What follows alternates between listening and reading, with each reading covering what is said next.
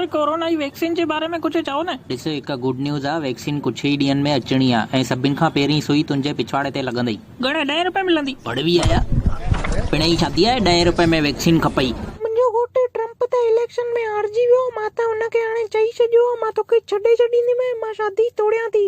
पर हिन बुढ़े खे त कोई अफ़सोस ई कान अथसि। ॾिसो था न तव्हांजे साम्हूं कीअं वेठो आहे, वैक्सीन बि न मिली। वरी कुझु चवांसि थी त दंद थो कढे पियो। हिन खां त बाइडन सुठो न, हुन मुंहिंजे लाइ ॼमूं बि घुराया अथई ऐं हुन चयो अथई मां सुई बि तोखे फ्री में हणंदोमांइ वैक्सीन जी। बेचारी कल्ह वैक्सीन हणाए छॾियां त छा इहे कल्ह वैक्सीन हणाया त बची वञा न। छा मतलब तई बची वञे? माना अड़े माना ईअं बस में वेठे वेठे मौत न अचे न, बची वञे न। अरे रनड़ा ये मरी कोन वई आहे, मुंहिंजी ज़ाल आहे सिंधी आहे।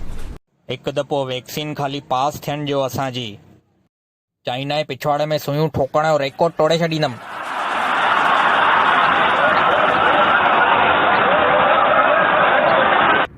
अरे कोरोना जी वैक्सीन हणाई, पैसा त ॾे। पैसा थी न हिन? अरे बड़वा त तुंहिंजो पिणे कोरोना जी वैक्सीन फ्री में तो ठाहे ॾे जाए। सुई हणाइण महिल त जल्दी सूट लाइ बीह रहे मुंहिंजे अॻियां, हाणे वरी चवे थो पैसा ॾे त मूंखां पुछी थो हिन जा पैसा लॻंदा आहिनि यार। कोरोना जी वैक्सीन अची वई आहे, मां त कल्ह हणाए बि छॾी। तव्हां मां कंहिंखे हणाइणी आहे पहिरीं? मूंखे हणाइणी आहे। बड़वा एॾी थी फटई आहे कोरोना खां।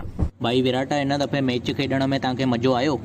न यार काथे मज़ो आयो एॾो, हे कोरोना जी वैक्सीन न ईंदी तेसि ताईं त ज़िंदगी झंड आहे असांजी सभिनि जी। मैच त मैदान में खेॾूं पिया पर ॾिसण वारो कोई न हुयो न, त सफ़ा मज़ो ई न पियो अचे। ईअं पियो लॻे सोसाइटीअ में काई नंढी वॾी रांदि पिया कयूं ईअं। कोरोना ई मायो टांगो। वैक्सीन ॾे न त गोलीअ सां उॾाए छॾींदोमांइ। ॾिस मरंदे त तूं कोरोना सां ई, मूंखे मार के न मार।